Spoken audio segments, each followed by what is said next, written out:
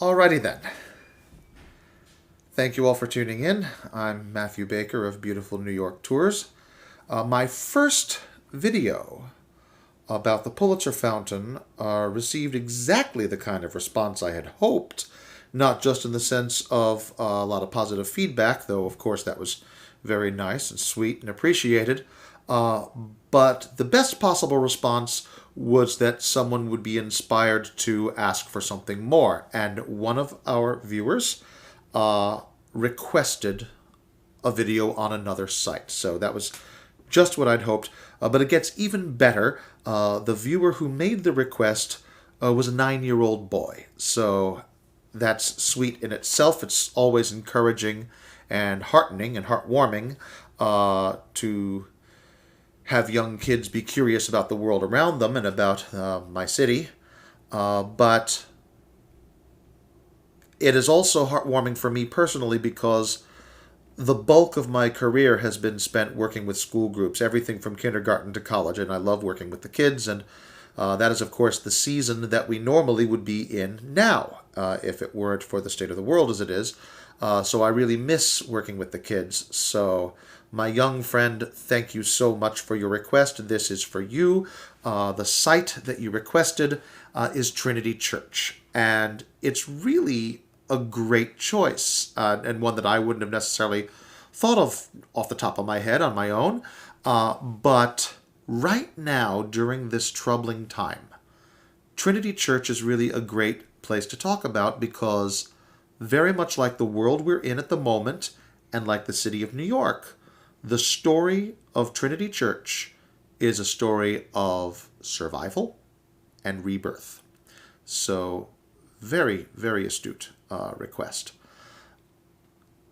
The beautiful Trinity Church that we know today in New York City at the corner of Wall Street and Broadway is the third church building accommodating the Trinity congregation to stand there. There have been two others, and they went down in a fire and a snowstorm, respectively. It burned down and had its roof caved in from the weight of the snow.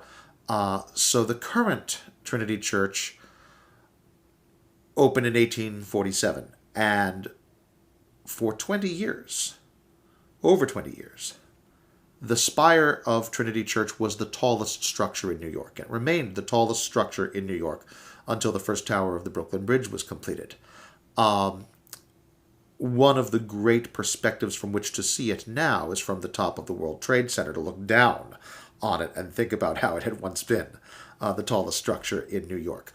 But the original First Trinity Church was built by a very interesting community. One of the wealthy New Yorkers, one of the prominent New Yorkers who had his own pew at the church, as was tradition in those days, who actually contributed the tackling equipment for the hoisting of stones to the spire, was a wealthy Scottish merchant sailor named William Kidd.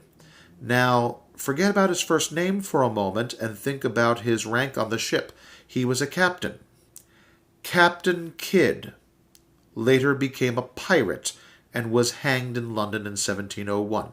So, yes, the major contributor to the construction of one of the oldest houses of worship in the largest city in the United States was a notorious pirate.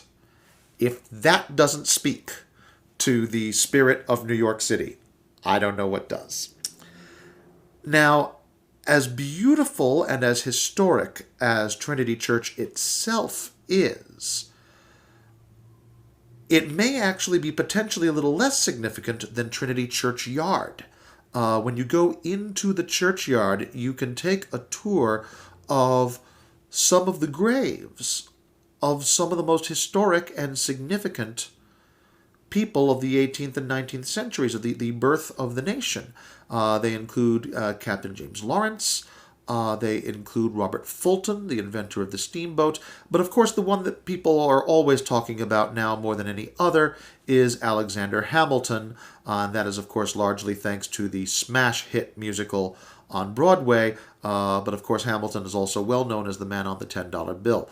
But it's very, very appropriate that Hamilton is buried right at the edge of Trinity Churchyard because his grave is right across the street from the Bank of New York, the bank that he founded. And a lot of other great characters from the musical are in Trinity Churchyard. Eliza, his wife, Angelica Schuyler, his famous sister-in-law, and even the spy Hercules Mulligan, if you know the show or you know the history.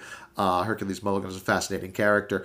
So you can really enjoy a lot of history right there in the churchyard, regardless of whether you go inside the church, though, of course, the interior of the church is absolutely stunning and worth seeing, to be sure.